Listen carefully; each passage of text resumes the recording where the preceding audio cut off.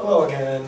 We're going to do our last example of graphing quadratic functions with tables. And it's not a difficult one because our vertex isn't going to be a fraction or a decimal. That's a little bit more advanced, something that you can ask your teacher. I mean, it's not too bad, but it's a step up. And right now it's good to just know how to do a basic problem for right now. And then we'll work with without tables, and that should be fun. So we got this problem where it reads y equals x squared plus 6x plus 5. The first thing you have to do is make sure it's in standard form and it's in order, which it is. And you got to label your a, b, and c. Your a is the number in front of the x squared, which is 1. Your b is the number in front of x, and your c is the number by itself. There's a few things you can already tell from this graph, but I'm going to go ahead and continue for right now. In order to figure out your vertex, you have to use the formula, the opposite of b over 2a. Now b is 6, so the opposite of b is negative 6 over 2 times 1. So that comes out to negative 6 over 2, which is negative 3. So your vertex value is negative 3. That's the value that we're going to be using for our table. So the next value to the right is negative 2, negative 1, negative 4, negative 5. And since they're the same distance away from the vertex, the y values for these two values and then these two values will be exactly the same. Negative 2 and negative 4 will be the same. Negative 5 and negative 1 will be the same. But let's continue. So our vertex is at negative 3. There's a few things we can do to figure this out.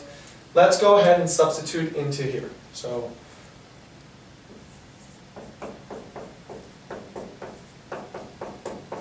and the first value we're going to substitute in is our vertex value.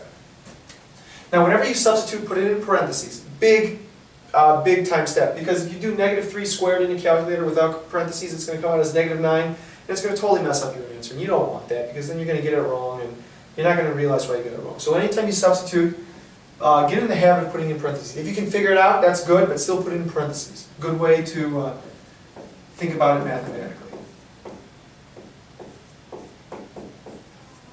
So negative 3 squared is 9. 9 plus 5 is 14. Plus negative 18, that comes out to negative 4. Let me just make sure. 14, yeah, negative 4. Substitute in either one of these two values. I say negative 2 is the easier of them.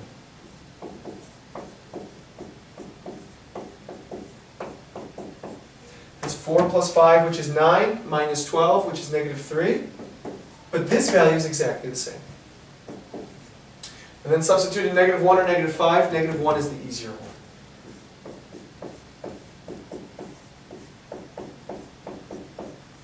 That's 1 squared, which is 1, plus 5, which is 6. 6 minus 6 is, these work out so nicely.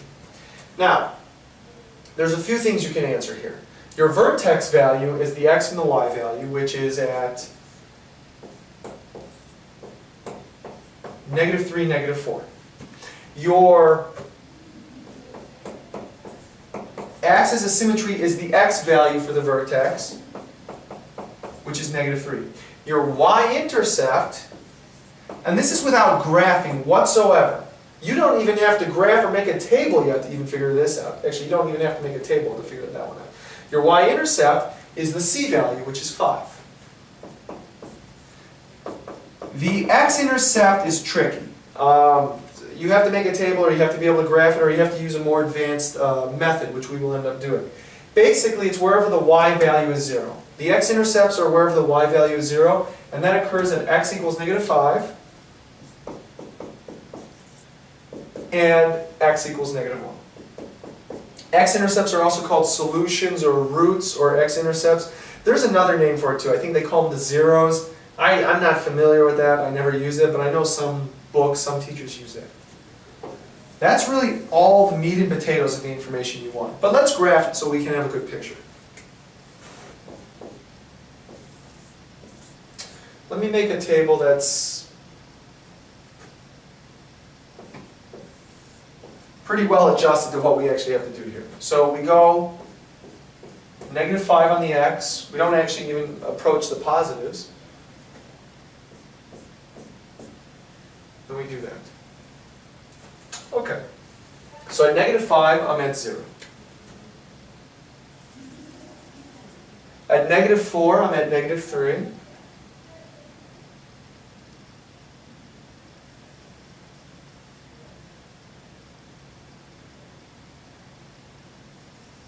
I was telling myself at -3 I'm at -4, at -2 I'm at -3,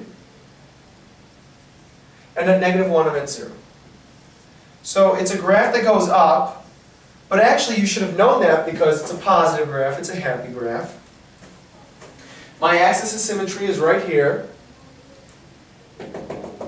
At x equals -3, my vertex is at -3, 4. That's my lowest or my highest point, depending if it's a u or an upside down u.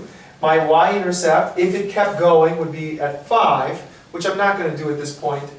If I plugged in 0, though, it would be at 5. So actually, 1, 2, 3, 4, 5. It would actually hit right there at 0. And my x-intercepts, or my solutions, or my roots, are where it hits the x-axis. And that happens at -5 and -1. So that's a brief synopsis of graphing with tables. I'm going to try to avoid graphing with tables now and do more sophisticated methods, which include factoring, completing the squares, I suppose even the quadratic formula, and vertex form. But that's, another lesson. It's not this one, so we'll end it right here. I hope that the whole graphing aspect was at least somewhat pleasant. With that said, have a great day. Goodbye.